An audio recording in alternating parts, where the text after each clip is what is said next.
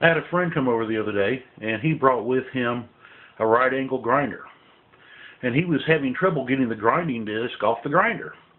And I said, well, which way have you been trying to turn the nut? And he said, well, I've tried both ways, and neither way seemed to work. And so I helped him get the nut off his grinder, and I decided that might make a neat video, and you guys might be interested in it. So I thought I'd go ahead and share a little bit about how to take a nut, how to know which way the proper way is to take a nut off a motor shaft. So I'm going to move you around here, and what I've got here is a Rockwell framing saw, very old saw, and I've already loosened the nut up on it. Excuse me. But if you look at this, if you look from the side of the blade that has the nut holding it on, an easy way to tell how to take the nut off is look at the direction the blade spins. And this blade spins in the clockwise direction. That means this nut must also come off in the clockwise direction. So it has to come off, it's reverse threaded nut, and has to come off in the clockwise direction. And there's a reason for this, and the reason has to do with Newton's third law. I don't know if you remember your high school physics or not, but Newton's third law says that for every action, there's an equal but opposite reaction. So every force has an equal and opposite force. And when this saw is operating, the motor is trying to force the blade through the wood, a piece of wood here, it's trying to force the blade through the wood in the clockwise direction.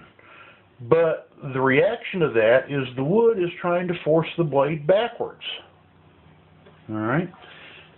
If the wood tries to force the blade in the clockwise direction, it has the effect of trying to move the nut in the same direction.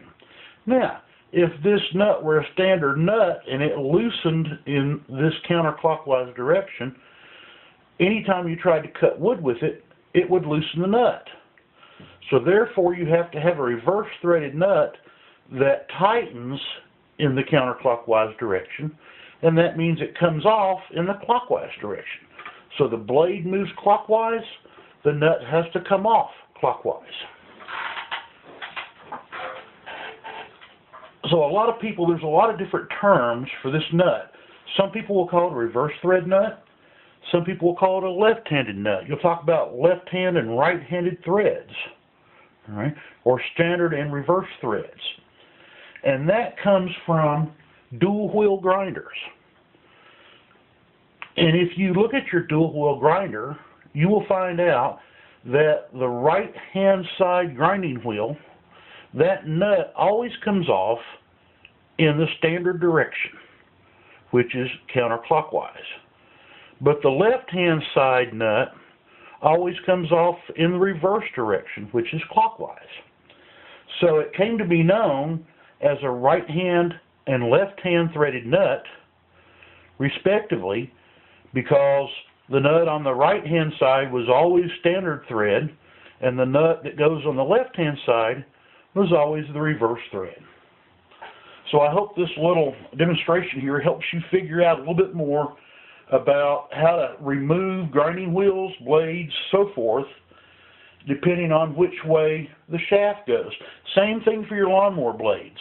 If you look up underneath your lawnmower deck at the direction the blade spins, and of course the sharp side will be on the leading edge of the direction the blade spins, then that nut will come off in that same direction.